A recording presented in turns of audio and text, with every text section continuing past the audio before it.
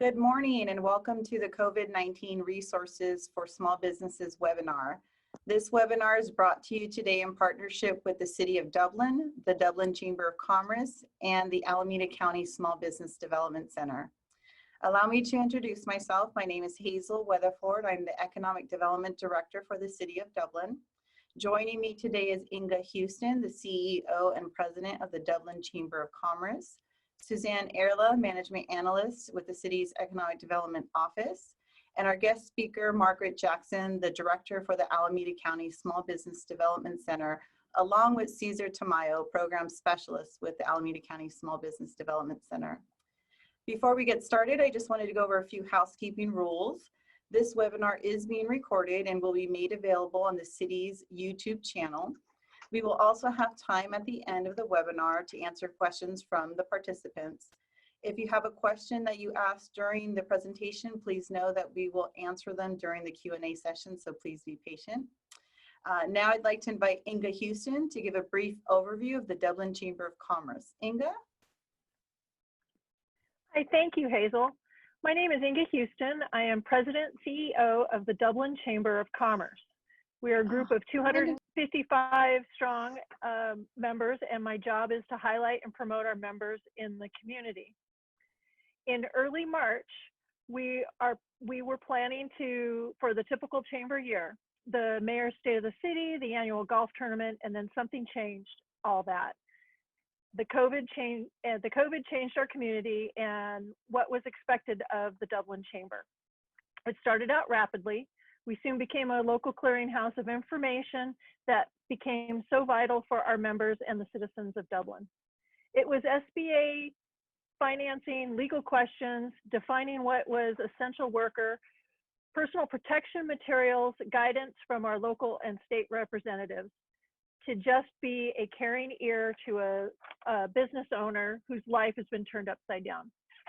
The Dublin Chamber has been active getting outdoor services for our restaurants, being part of legislative town hall meetings, meet with public health officials, highlighting our businesses to our membership, making support calls in March, April, and May. As Governor Newsom manages the various stages, the Chamber has stressed the importance of safety for local businesses as reopening moves ahead. I can't say it's been fun, but it's been very fulfilling. I have gotten to know my members at a much deeper level and have gotten to work with my partner chambers in Pleasanton and Livermore at a very high level. I can say that we are very fortunate to have a talented leadership this far from over, but this is far from over, and I am very confident that our better days are ahead of us. Thank you, Hazel. Thank you, Inga. At this time, I'd like to invite Suzanne Erla, who will be facilitating today's questions of our guest speaker, Ms. Margaret Jackson. And just briefly, I'd like to share a little bit about Ms. Jackson's background, which includes more than 30 years in the business and multimedia production industry. She is a respected Bay Area small business radio personality leader on AM 1220 KDOW and iHeartRadio. She's also a small business magazine publisher and the director of the Alameda County Small Business Development Center. Her list of accomplishments is extensive and I could go on, but in respect to time, we'll get started. Thank you, Ms. Jackson and Cesar, for joining us today. Suzanne, please take it away.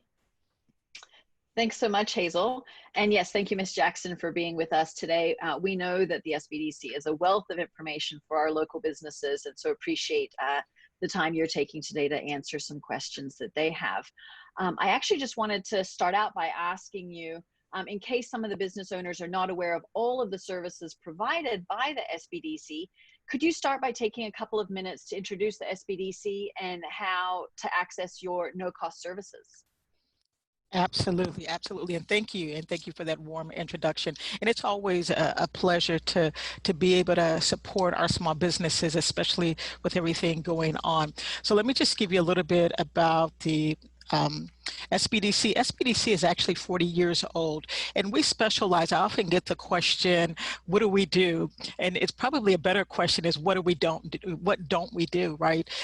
We're kind of the bridge in between your vision and the things that you want to achieve and the activities that happen in between that. How do you get there? So we specialize in a 360-degree support system to help businesses get on track, stay on track, get loans, pivoting, especially now in this COVID-19 pandemic. And we're seeing now that we're having a lot of ebbs and flows, and you have to ebb and flow is really the bottom line on that. But we're here to support you. We're here to support your business. If you are not an SBDC client, the services are free to you. We pay our advisors. We're a federally funded program, and we're a state funded program. The bulk of our funding comes from the Small Business Administration. The Small Business Administration and the Small Business Development Center are not the same entities. We get our guidance from the Small Business Administration. And we also get funding from the state of California, our GoBiz funding, to support small businesses and trainings and events and consulting you at no cost to you. We don't do the work for you, but we're a really good coach and a resource that you can use to kind of bounce things off of those things that are hard to reach places right now in terms of what's keeping you up at night. And a lot of things are keeping everyone up at night, but we're not emotionally vested. And so we can give you some consultation and information and advising that is more objective to kind of help hopefully take some of that pressure off of you right now. But even without COVID-19, these are the sorts of support services that we have. And our website is ACSBDC.org. We're hosted by Ohlone College. We're very excited about that, to have them be our new program host. And there's a slew of non-credit resources and training certifications that you can get through them, and so many other things. And again, for the sake of time, I could go on and on. But if you're not a client, then I would recommend that you go out and apply at acsbdc.org. On that landing page, just scroll down, click apply for consulting, and give us tons of information. It's like going to your doctor. We got to triage you. Give us the information. We're going to help you. And it is confidential information, so we'll take good care of you. Thank you, Margaret. Many Dublin businesses have received a Paycheck Protection Program loan, and this program is currently still accepting applications. So could you talk both about the recent changes from the Flexibility Act to the PPP, as well as what recipients who have already received a PPP loan should be doing if they want to achieve full forgiveness? Okay, so those are several questions, and so I'm going to try to get through them as easily as possible. So first of all, I guess, so I want to address the EIDL advance really quick, just so everyone understands, and just kind of get that out of the way, because it just closed. So the EIDL advance, anyone that's applying for EIDL right now, the EIDL advance is no longer available.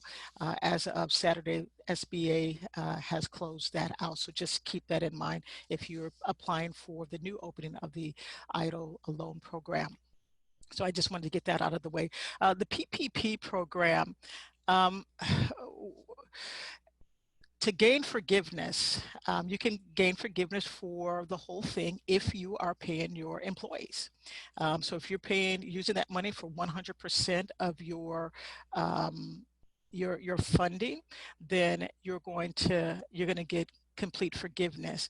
Now, some of this, the mechanics on that and how that's going to happen and how banks are going to roll that out. We're still getting more guidance on that for them, but you will get 100% forgiveness if you're using it just to pay your employees. Now, it used to be that you could take 25% of those resources and use it for other things like your rent and utilities, things that are allowable under the PPP program, and that's since changed, and now it's a 60-40 split. So you could use 60% of your PPP money on paying your employees, and then another 40% on the allowable expenses. Now, you can spend it on other things that are not allowable, but it will not be forgiven. Well, even the 40%, it's not forgiven. It's at the 1%. But you wanna kind of stay in that that 60-40 split if you're doing it.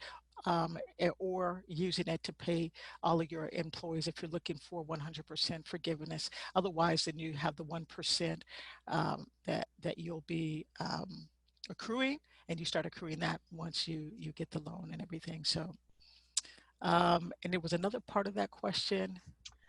Were there recent changes to the PPP program through the Flexibility Act? Right, and that's what I was mentioning. The changes, the 75% to 25% was changed, the 8 weeks to 24 weeks. Let's talk about that. So you can choose now between 8 and 24 weeks in terms of how long it takes you to spend that money.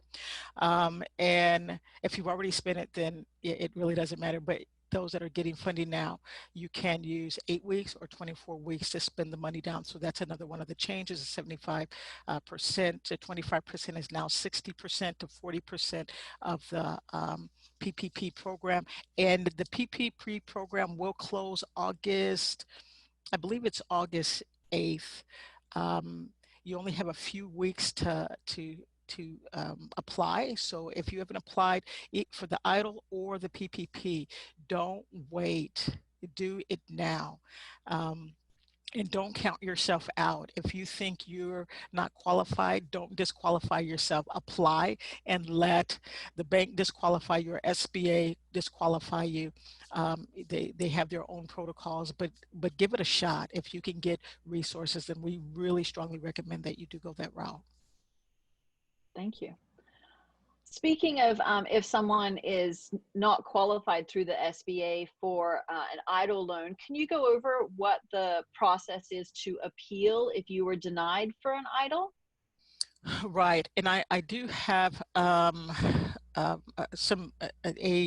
phone number that I can share with you, and you can get out to your attendees. So we'll send that later for you to get to them. So if you feel like you were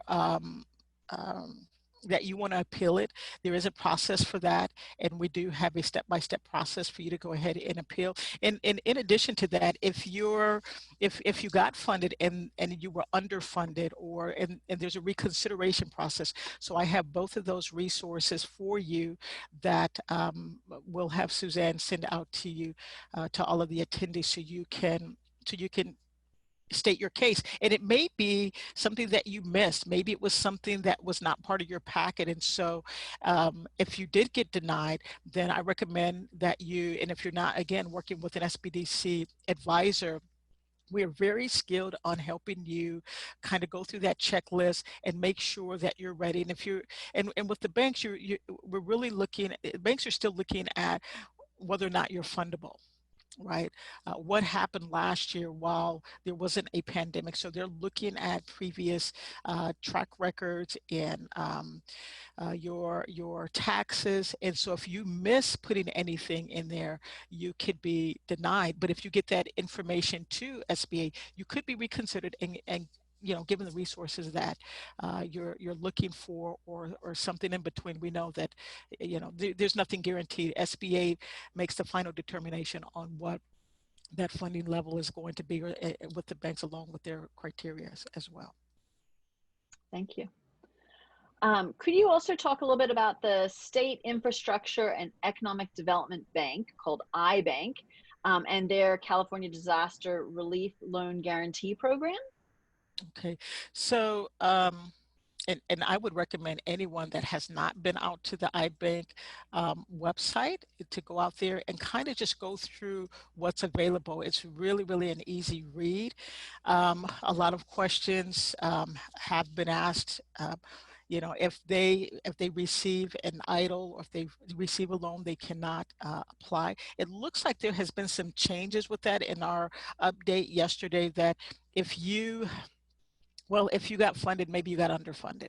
So you can apply for maybe a bridge loan, something in between there as well. And if you've been denied EIDL and PPP, we recommend that you apply for iBank assistance. And there's a lot of information on their website. And one of the things that I like particularly, and we get this question a lot, is who are the lenders?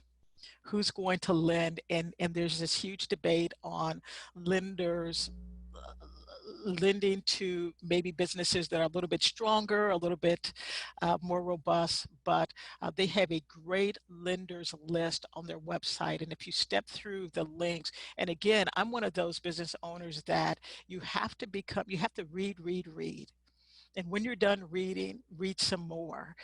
Continue to go through the information, and everything that we're telling you, it could change, you know, in an hour from now. It's the best information that we have right now, but do your due diligence with your business. Work with an SBDC advisor, register for the program so we can help you. We have advisors that are previous um, your bank lenders and loan officers that understand how to really support you being in the best position to receive some sort of funding. And again, you want to use every resource available, whether it's iBank, whether it's EIDL, whether it's PPP. Find out what your cities are doing. Some of the cities are doing grants in light of some of even the civil unrest, I guess, for lack of a better term, are offering grants throughout, some of them throughout Alameda County. You have to check with your city to find out if they're doing anything, but turn over every rock. Make sure that you're not just doing one thing. Do as much as possible and look at other creative ways of getting resources and funding. But utilize these resources and tools. We recently did a webinar with Working Solutions. They have some great solutions to bridge gaps in terms of your funding.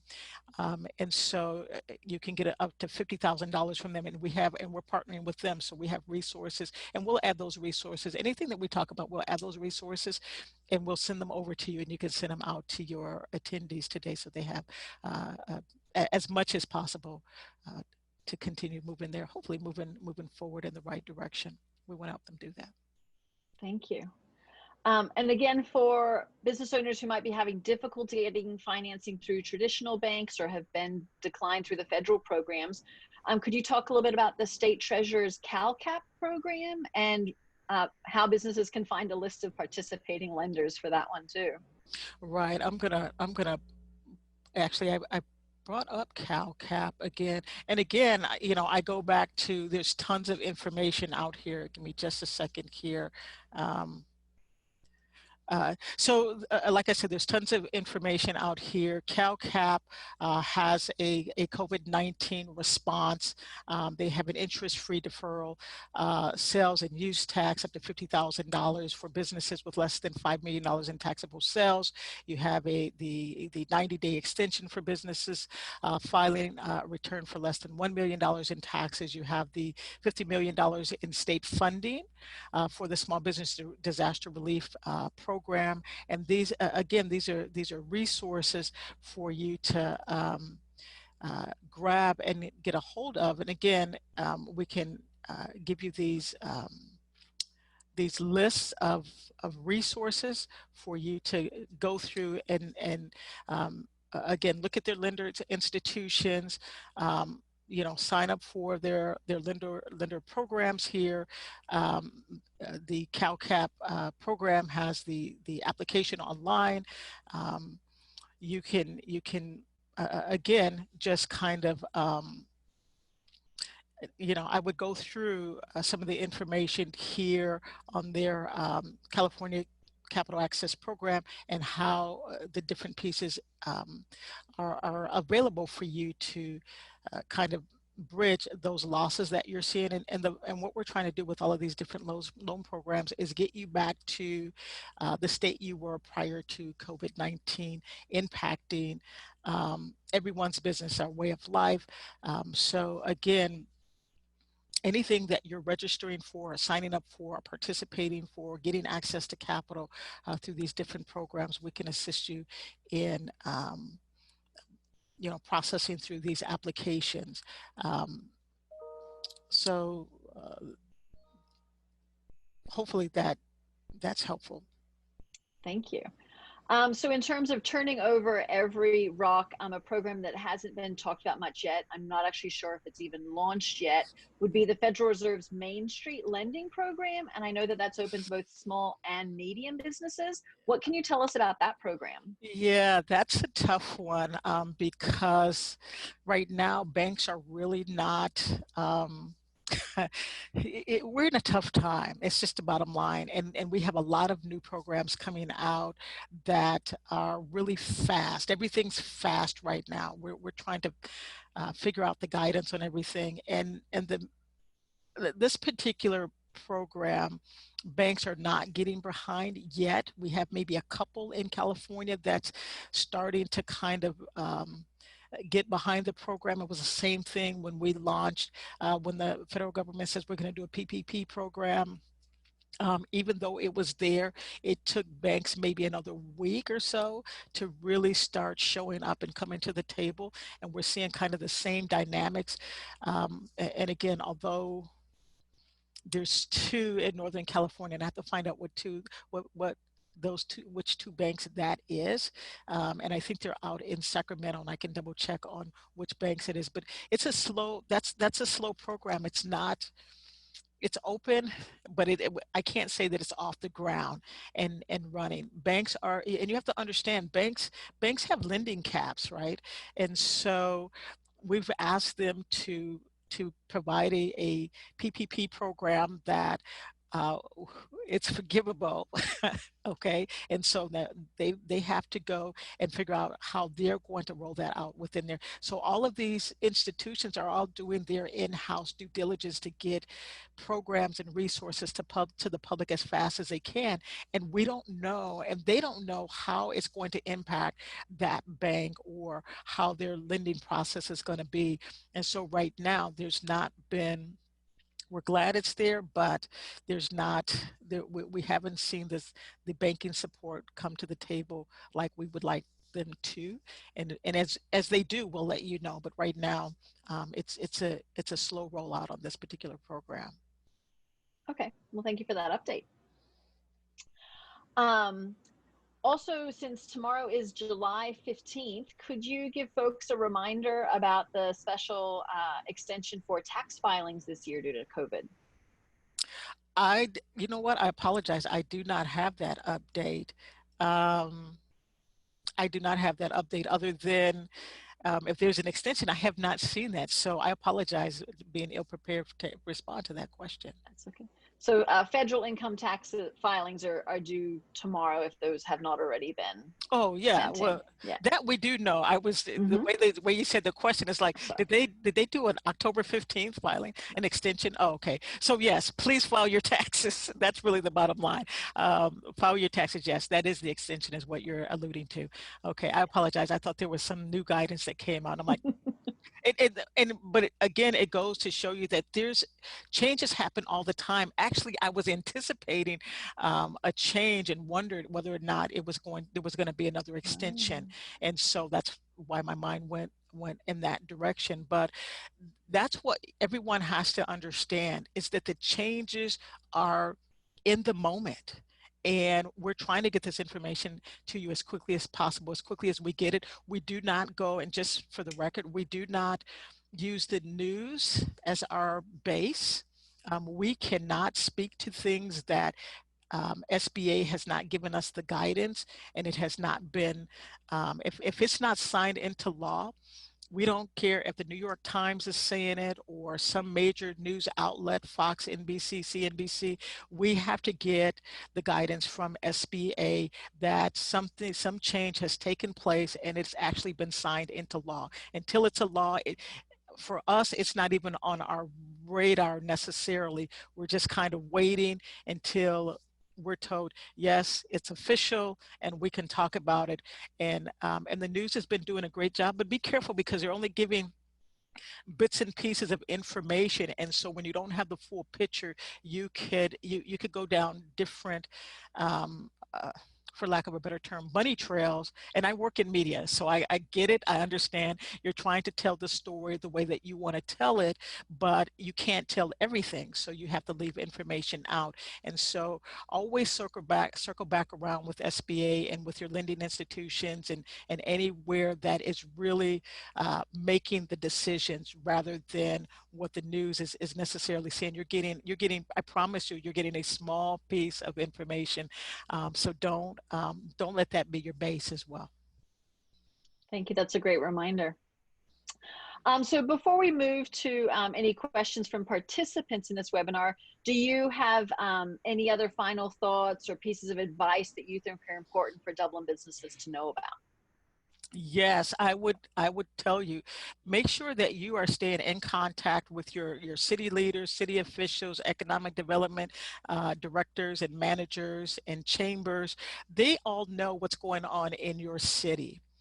So if you're not part of Dublin and you're part of some other city, do the same thing, because they're boots on the ground. They are putting together hotlines and resources that you can get to. And the best thing you can do is always, check back on their websites. Make sure that you're up to date on the latest information that they have. If they have a hotline, call the hotline and find out, and just ask questions. Are there any new programs that are supporting small businesses? Ask questions about anything that's impacting your employees or bringing them back to work, or reopening. And I go back to the news, and I work in media, so I have to laugh. I'm like, they're never going to watch my show now. But the idea is that the information that you're getting from your cities and from your chambers is the best information. You're going to get a broad scope of everything that's available and what's out there for you. And so I would encourage you to make sure that you're connecting with them.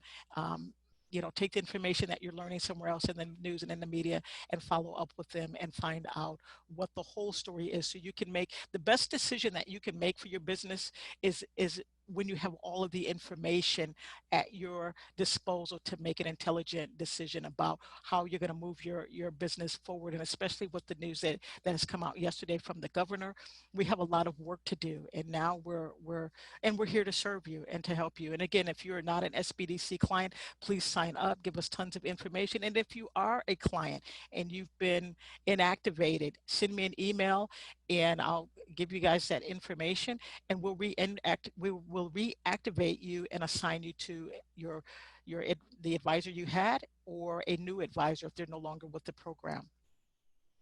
Thank you, Margaret. I just want to step in real quick, Suzanne, for the plug, Margaret, because we are trying to provide that information to our business community through our business news update. It's our electronic newsletter.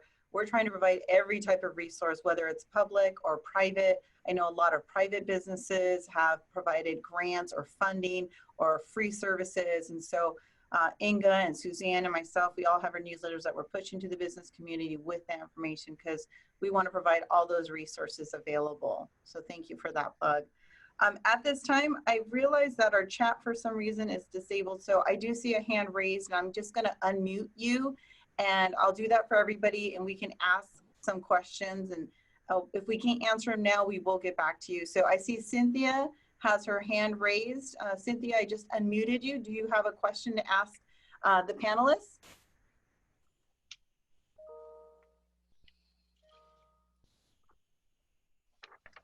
She shows still muted.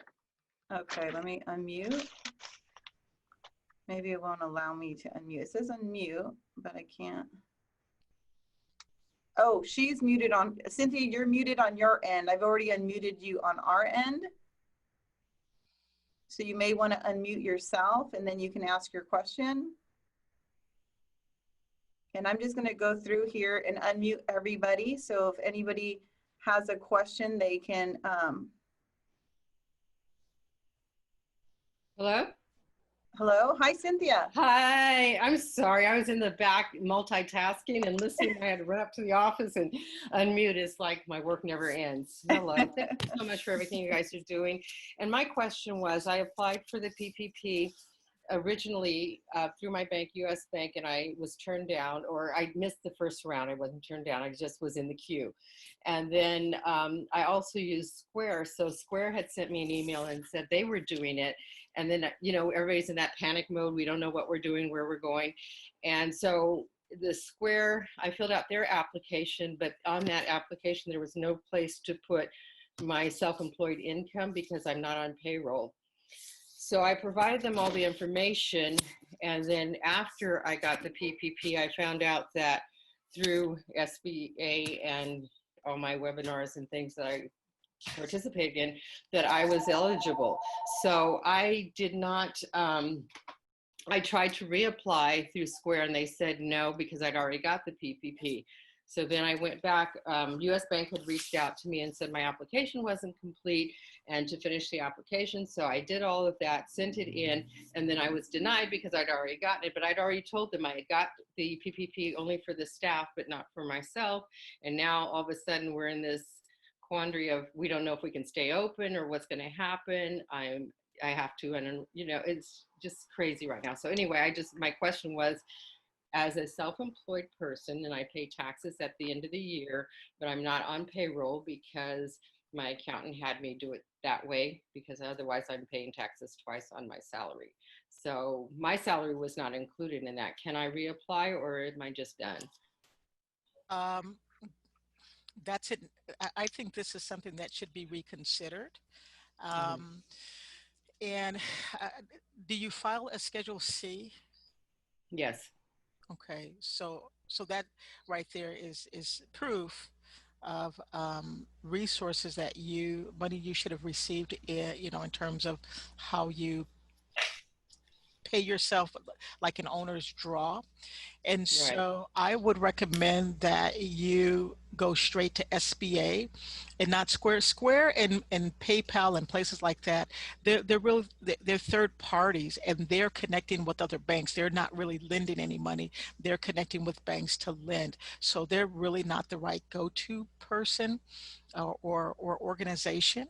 And I will, and like I told Suzanne, will provide the reconsideration information and for you to explain your case and your situation. And what I want to do, if you take down my email address, acsbdc@aloni.edu, email me as well, because I'd like to shoot your question up to our local director, just because I think you may be able to resolve this. I can't guarantee it, but I think you're not yet talking to the right people. And so again, I think it's better to go to the horse's mouth and say, this is the situation, you know, can I be reconsidered, and provide all of the documentation to back it up, and let SBA make a decision on it. And we have everyone's email addresses. We can also follow up. Suzanne can follow up with everyone in case we can't answer your question at this time. Thank you. Thank you, Cynthia. Anyone Thank else on the you. call? I've unmuted everyone. So if you have a question, please feel free to jump in and ask. You may need to unmute yourself if you're muted.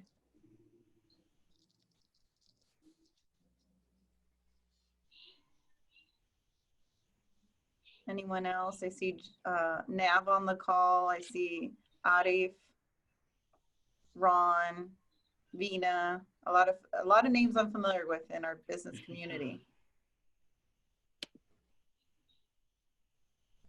John, I see your hand raised. Do you have a question? Yes, can you hear me? Yes.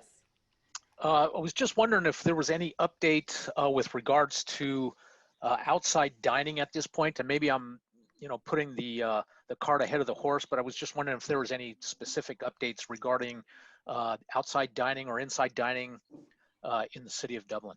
Okay, so for outside dining, for inside dining, it's not permitted in Alameda County at this time.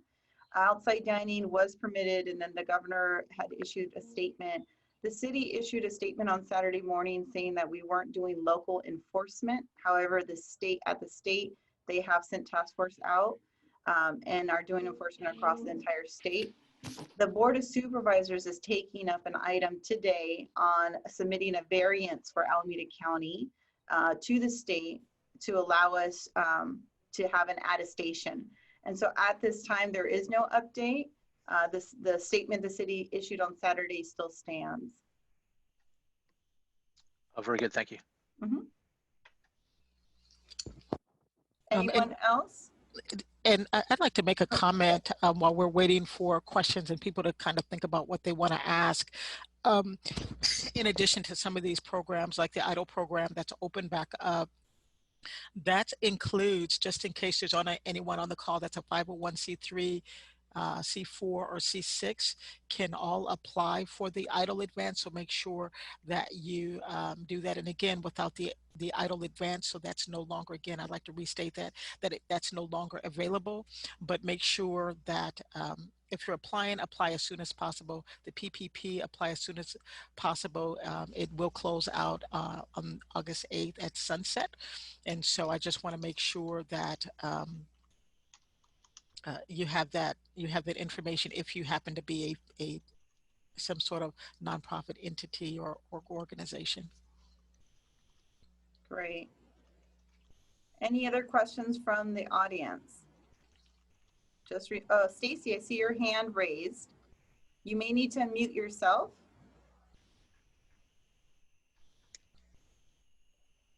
Stacy, are you there?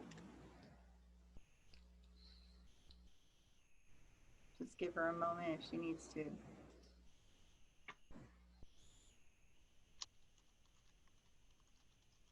Okay, Stacy, we'll come back to you, but feel free to chime in. You are unmuted, but you may need to unmute from your device. Anyone else on the call that has a question for any of the panelists?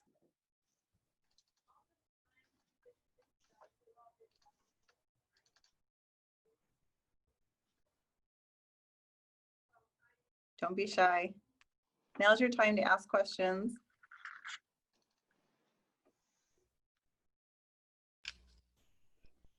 And so I'm going to step in and just so there's not Absolutely, please.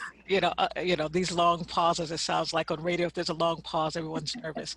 I want to go back to the PPP flexibility program. If you were funded after June 5th, then you automatically get the 5-year term loan program, which I didn't mention. If you were funded prior to June 5th, then you're on the 2-year payback program for PPP. Now, if you want the 5-year plan, you have to go back to your bank and renegotiate that with your bank, and we can help support that end as well. And again, all of these little in-between steps, we can help support you in that process. So if you want that longer extension, then it's a renegotiation with your bank, and it's dependent upon that June 5th date, whether you're before it or after it. After it, 5 years; before it, 2 years on that payback program. Right. For PPP. Thank you, Margaret. Okay, this will be our last call for questions. I know, Stacy, if you were able to unmute yourself. John, I see your hand up. Yes. I was wondering, with Margaret mentioning the PPP loan for Dublin, in my case, I have already received, and I thank you guys for putting that out there and approving me for my loan. And I have already received and used just about all the money that I was granted. And I was wondering, what steps should I take right now to try to get my loan forgiven? Is there anything that I should be doing immediately? Nothing immediately, just because the banks are not really sure how they're going to run that. And I'm assuming that you paid, you just used it to pay your employees. That is correct. Okay, so you'll right, that's the best route to go if you want 100% forgiveness. The banks are still trying to figure out how. We do have the form. SBA has released a form to request the payback forgiveness, but the banks are still trying to figure out how that's actually going to work on their end. And as soon as we have guidance on that, or a little bit more information from banks on how they're going to do that, we can we can help support those steps towards ensuring that.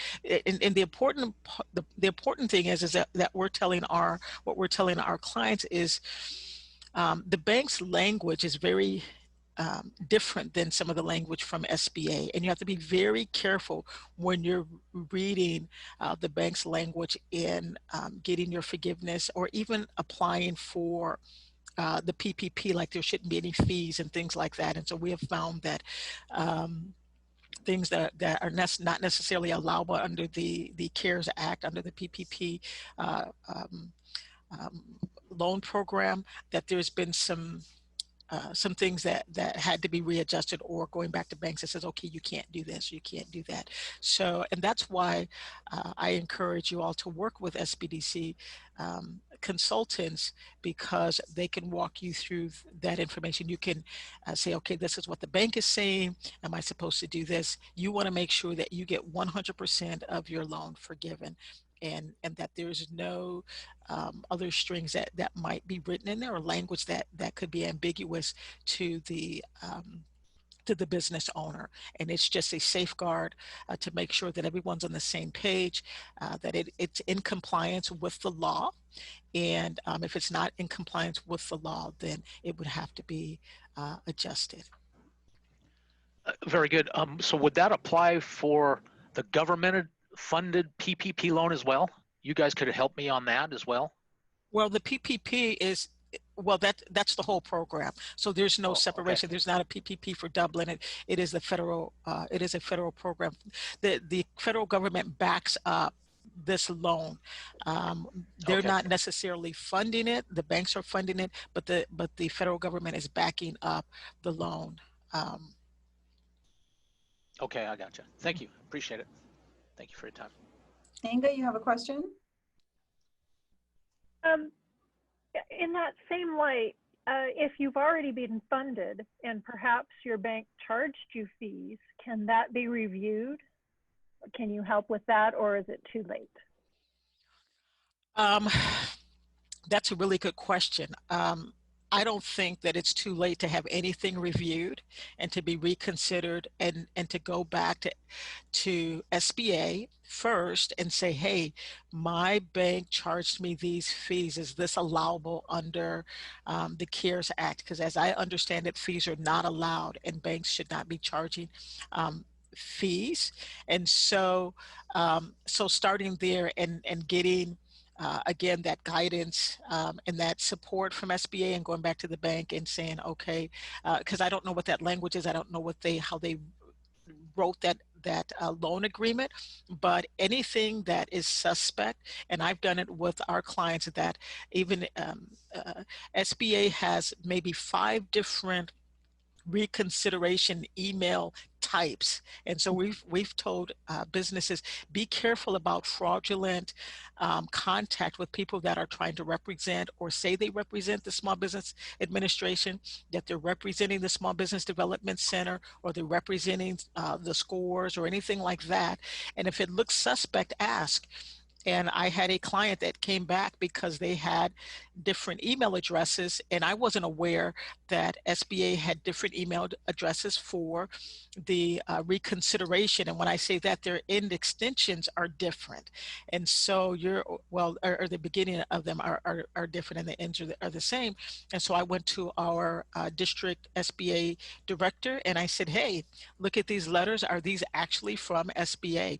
They look like they are, and they're authentic, but can you verify, because we have these different email addresses. This is an email reconsideration email address that I've used, that I received from our updates from SBA, and they verified that yes, we have 5 different emails. So I say all that to say that if anything looks suspect with your loan, whether it's PPP, whether it's the EIDL, then you want to take a second look at it and just get a definitive on whether or not it is, what it's supposed to be. So I would have someone take a look at it. Absolutely.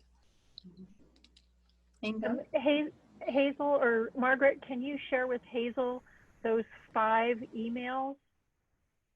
Can that be sent out perhaps as, or would that be too much? Well, I don't have them. They're coming from different, like individual email addresses in the disaster loan department. So I don't know who has those addresses. So it would be, whoever's sending them out. I do have two of them though, so I can give you those, and I can circle back and see if the director has that information. I'm glad to at least check and ask the question. And if we can get those, so we're aware, I think that's a great resource to have. But I will send over the two that we have. So Margaret, I just wanted to, before we end, I wanted you to maybe talk about the SBDC. Many businesses are not aware of the services that the SBDC offers and the free consulting. You guys have been a great partner with the city. In all my years in the economic development industry career field, we've always gone to the SBDC. So when businesses come to talk to us about business planning or marketing or talking to someone who has information from their specific industry, you guys are a wealth of knowledge and resources. Many people are afraid if there's a fee or a charge, and I know that there's a lot of free services that the SBDC offers. Could you just touch on that lightly, please? Yes. I know we're COVID focused right now, but there's so many other things throughout the year that you guys offer. Right, and I'll just start with that. Most of the businesses are impacted by COVID. We're all at some degree, but some not so much. And so anything that is not COVID related, we can still help with, like growing your business, like marketing, like anything. It's almost like, in the best way that I can put it, and I use this, when you go to your primary doctor, you're going for anything. Okay, so we're the SBDC small business doctor, for lack of a better term. Come and allow us to do a triage. What are you trying to do? What are you trying to accomplish? And then from there, we'll assign you to an advisor that has that particular skill set.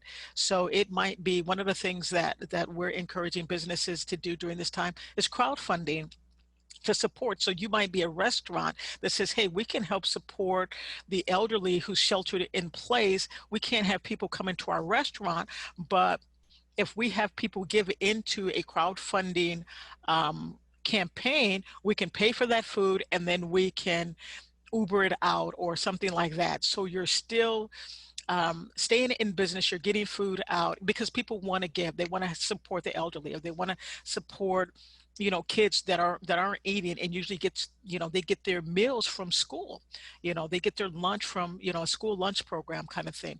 And so there's different ways of raising capital to keep your business afloat. And so SBDC can help with all kinds of creative ideas, idea assessments, whether or not you have a strong business model, pivoting your business right now in COVID-19. How can we pivot? What if you're a manufacturing company? What if you're doing something that is not easily pivotable? And so we need to talk about business models and strategies, and something that you have that you don't realize can be monetized. We can help look at that and shift. And honestly, it may put you in an entirely different industry. And on the other side of COVID, you don't even go back to that industry. It's happened with businesses throughout, like wars in this country because of materials not being available. So businesses would pivot and shift, and they would end up in an entirely different industry. So I wouldn't say that, because we're going to lose businesses. And we're going to have those business deaths, but that doesn't mean that you have to be out of business. Mm-hmm. That means that you might be doing a different type of business, and open that up for consideration as well. And we can help with all of those different things. It's just, it's just anything that you can think of other than legal advice. We don't give legal advice.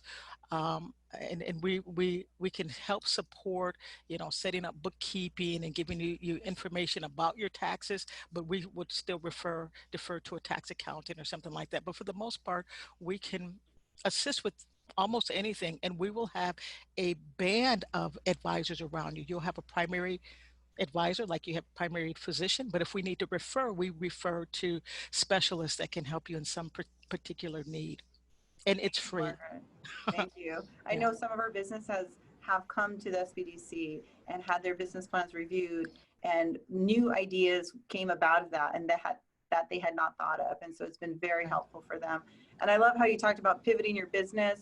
For those participants on the call today, we did do a Pivot Your Business webinar several months ago where we looked at some of our Dublin businesses and the changes that they made. One example was a restaurant that turned into a semi-grocery store to bring people in to get your essential needs like toilet paper, paper towels. And then they also started selling meats and lunches and a number of supplies, which was a great idea. They were able to bring 90% of their staff back on and then just load your car up with your groceries. And so that was a great case study that we shared with the community. So I encourage those of you that are on the call today to go back and look at that video or webinar on the city's YouTube channel.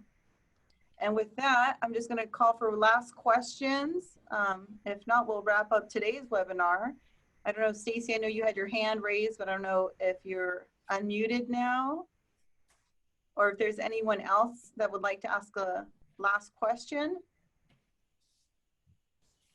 Feel free to speak up.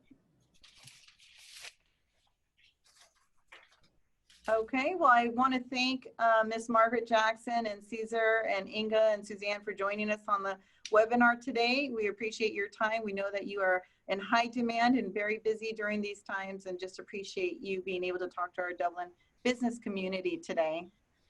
If there's any questions, Suzanne's going to follow up and reach out to all of you that were on the call today. And if you have any questions, feel free to always contact us at economic.development@dublin.ca.gov, and we'd be happy to answer any questions you may have. Thank you, everyone. Thank you.